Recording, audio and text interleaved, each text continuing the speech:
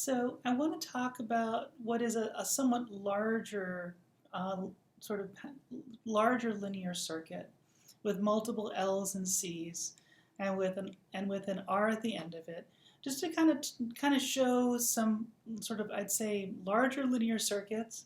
This becomes an interesting transition to a whole number of different structures. If you start to look at the questions of what is a basic transmission line look like, you begin to start to see forms like these L's and C's, where you get this sort of L due to the conductance and the capacitance that just happens down along a cable. You see this used multiple times for very high order filters, for very sharp filters, and of different forms. You see this used for trying to make approximations to delay lines. You see the structure used many different places, and so therefore we want to talk about how does this kind of a circuit look, and what is it, and how do we approach it? And so that's kind of where I want to kind of say, well, how do I look at a circuit like this? Because at first you might look at the circuit if you're just like, in sort of a first course in linear circuits and go, wow, this is a heavy sort of circuit to play with. And yet it has some interesting properties that you can work your way through and understand. So I want to kind of talk through that. So again, it's 4 inductors and 4 capacitors. Sort of nominally, you'd think this is probably 8th order. We're going to verify that, in fact, it is 8th order. But sort of a rough guess, you'd probably guess that since they're alternating. It's not like there's an inductor divider or a capacitor divider in the set. And we're also going to talk about R2, and in the end, that R2 is going to end up being matched to, is going to have this sort of matched condition, which is L over C. So R squared is going to be L over C. And this is a particular form of sort of matching that you talk about in transmission lines, where you say, I want to make sure that I get the right sort of structure. Now, L over C is, the square root of L over C is going to be units of ohms, which is kind of interesting. And it's an interesting thing if I look at this line, if I look at it for extremely low frequencies, where it's all inductance, no capacitance, and it's very low frequency on the inductance, these all look like wires. And it looks like the input is basically just going to be that resistance. And what happens is you sort of get, it sort of helps you kind of balance what's going on in the circuit. So where do you begin? Well, okay, you start with, again, here's going to start with a KCL around V1. And if you do it at V1, you get this relationship SCV1 and these elements for the L. The L's are identical, but they're S over L in this structure. Well, it allows me to multiply by SL, so I get S squared LC times V1. Well, you realize that just like this, it allows me to say my time constant is going to be LC. And you're like, okay, I can do that. And then I used to get voltage Vn minus V2V1, right? Because I get 1 here and 1 here, plus V2. In fact, for those of you who are looking at this, you're thinking, that almost feels like maybe, if those are spatial coordinates, those might be like a spatial derivative, second order spatial derivative. And in fact, you can talk about structures like that in going to a continuum limit. So you get this for V1. Well, it turns, and then I can bring this 2 over, and it gives me S squared tau squared plus 2 equals Vn plus V2. And you think, okay, that's great. But it turns out, by the way, I get exactly the same condition at V2 and at V3. So it allows me to very quickly write all those equations. Isn't it nice to have that symmetry? It just kind of just pops out like that because of things are repeatable. All right, so then you say, what do I do at V4? And so again, I'm going to write KCL here. I got an L, an R, and a C. So this is kind of the expression I would write down.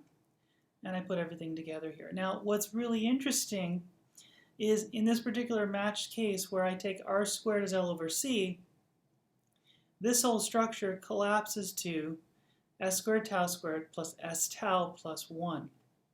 Basically something with a Q of 1. And that turns out to be kind of nice in terms of the structure, and something that you often don't think about, in certain more advanced perspectives, that what you're doing is you're trying to get to just right at that sort of optimal place before things get kind of, before you sort of get significant bounces in the frequency response. And you say, well, okay, great, so I've got this equation and these 3, so then that's 4 equations, and I'd like to eventually get V out, which is V4, as a function of V in. And you think, okay, a little bit of solving. Well, the interesting way to approach it is to look at this equation here for V2. Because for this equation for V2, if I were to multiply it by another s squared tau squared plus 2, well, that gives it squared over here, and you're like, well, that didn't do much. Except that means it's now over that with the V1 and over that with the V3. Think, wait, I can simplify that. That gives me now Vn plus 2V2 plus V4. You're kind of seeing an interesting pattern here, but now it looks like I spaced everything 2 apart. Well, that's all we're going to need here, because with that equation and then taking this one and substituting this in for V3, which is the sort of edge condition, which then also is just a V2 and a V4, that gives me this response, where it gives me these two products times V4. Now I can take this, pull the V4 over, get a -1, but I can do the same thing here, pull the 2 over, and then as a result, just substitute in V2 into the structure, and lo and behold, I have my transfer function. And you think that's great, and I'm just about done, except that I probably need to factor this thing out. I could evaluate it here, or I could factor it out. If you do decide to go factor it out, this is in fact what the transfer function would give you. It's a little bit of fun algebra, but it does work. Now, the interesting question is to go, great, I could look for all the zeros and the poles, and we could have some fun with that. And there are some real and some complex roots. You get potentially real or complex kind of roots out of this. Definitely complex roots. But here's the thing. I wonder what this looks like if I plot it. So if I go ahead and plot this, say, put this into MATLAB, which is where I generate these plots, and you say, well, look at the magnitude and the phase of this, and this is now phase in degrees. This is an 8th order system, but look at this. I get basically a gain of roughly 1 all the way through here. A little bit of bouncing, which, by the way, when we talk about filters, and we want to say I want to keep the bouncing limited within certain ranges, these are the kinds of questions I'm asking, because this is going to be sitting in my filter. And then notice the really steep drop. Again, this is 1, this is 1/10, all the way down. So when I get down to this edge, this is 5 orders of magnitude drop. And notice in a factor of 2, I've dropped very quickly.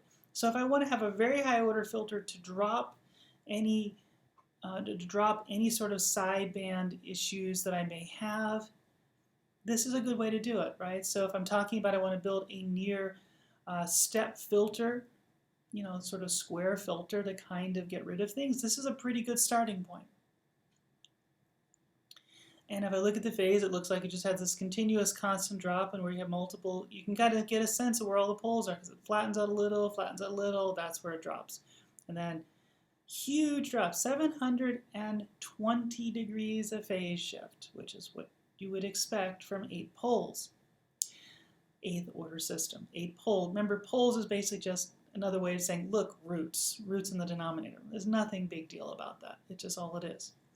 So another way to look at those, take a look at this magnitude. Instead of plotting it log frequency, which it would make a lot of sense, I'm going to plot it linear frequency so you can kind of zoom in and see what's happening near sort of a corner frequency, tau, being, say, right around, setting this up around 1 megahertz. And what you see is this actually becomes a very interesting sort of oscillation curvature. There's a little bit in here. This is significant. This is not, this dip is not 0. It's kind of really, really real there. It's really significant there. But it's still a decent filter, and compared to what's going to fall off here, it's going to fall off like a rock really quickly. But in this region, interesting question with phase. If I look at phase versus frequency, now I'm going to plot phase in radians as opposed to degrees. And looky here. This is almost constant all the way through, which means that the delay is nearly constant all the way through the structure. And this is one of those structures where you say, yeah, I can get a very nice sort of linear phase kind of dynamic out of this response, or out of the circuit. At the very output here, and it's a very sizable delay going through many different stages. So every single stage is still linear all the way through, almost up to what does sort of look like a single stage time constant. So it's a pretty impressive circuit, pretty impressive result. It's also something that's pretty accessible with just even a very simple linear circuits background.